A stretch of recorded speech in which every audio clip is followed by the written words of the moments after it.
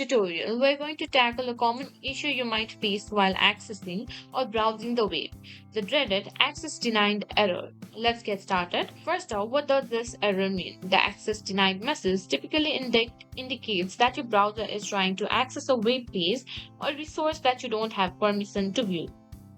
Now, here are some causes of the access denied error: restricted IP address, browser settings or extensions, incorrect URL, and server side permission. Now, let's dive into some quick fixes you can try. First things first, make sure the URL you're trying to access is correct. A small typo can lead to this error. Now, clearing your browser cache can resolve many issues. Go to your browser settings.